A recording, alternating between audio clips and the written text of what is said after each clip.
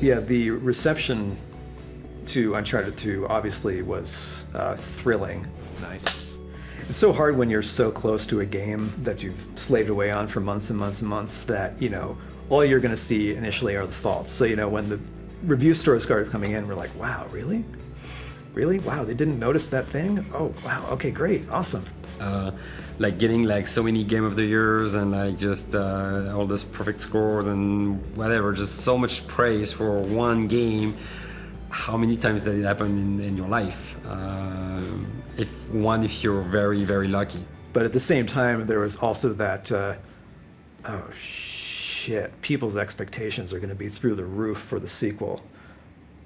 Guess we better get started.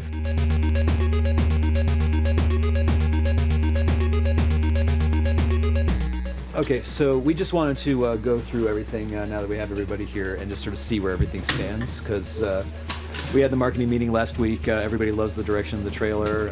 Nobody had any real changes except for, you know, just make it look pretty and get it finished. So at this point, we're just going to try to start nailing down some of the details.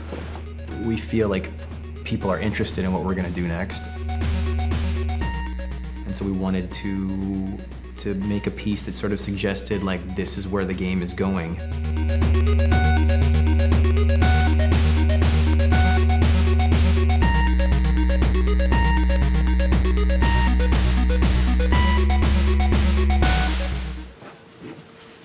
It's gonna be awesome!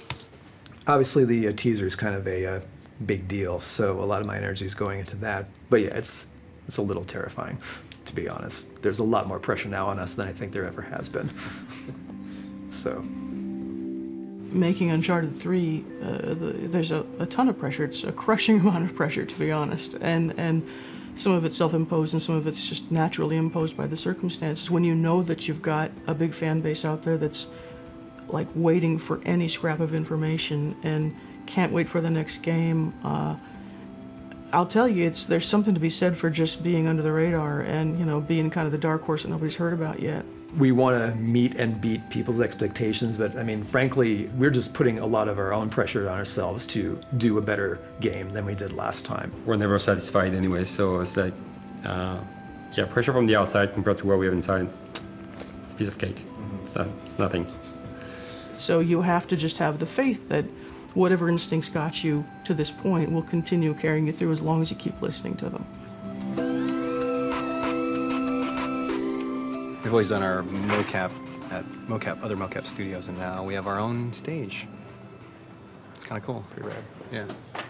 Nolan.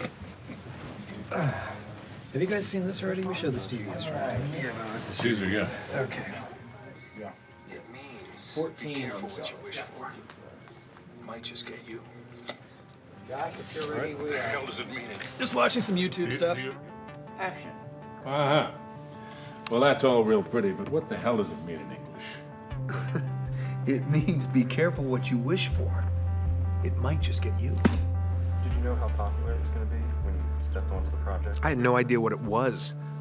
I remember just going to the audition. I was just in one of those great moods, and here I am sliding over the thing and jumping, knocking over chairs, and I didn't care. I didn't know what it was. It's a TV show. I thought it was a voiceover job. I didn't really know, but I was just in a good mood. And then they hired me. I'm like, oh, great, whatever. And then we get into it, and you realize what it is, and you start going.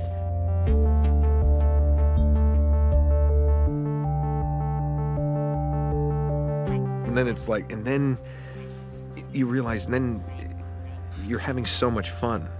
That was in perfect timing. And I was given so much freedom. It was one of the first times in my career that I was given the freedom to really contribute and help create this character from my own personality.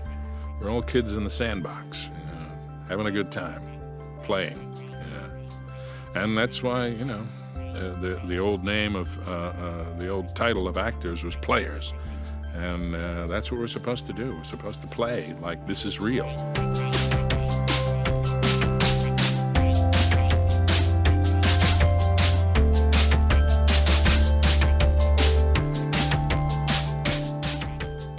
And people love it so much. And they're like, I mean, greatest game I've ever played. You know, it's incredibly flattering. And like I said, it's the best job I've ever had in 15 years in this business. Television, film, doesn't matter. There's nothing better than this. All men dream, but not equally. Anything different in tone, though? Was that getting a little crusty, It's a crusty? little too dreamy, I think. All men dream. Yeah, well, yeah, But be not careful. equally. Careful about don't get too crusty because this is the first time Drake's voice is going to be heard in this trailer that's going out at the Spike VGAs, Okay. basically. So you want to make sure it's all recognizable.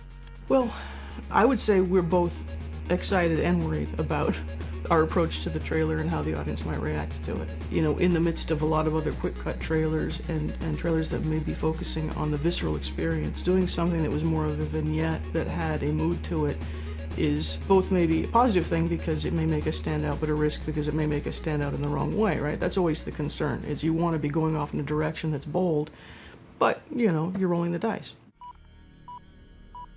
This I did.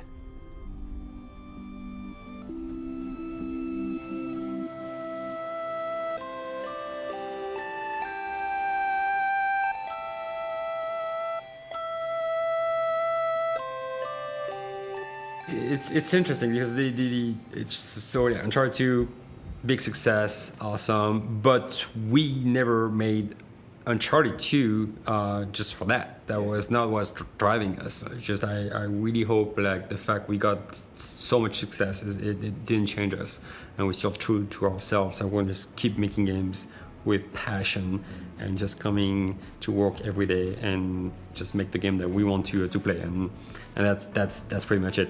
What comes after that, we'll see. We'll see.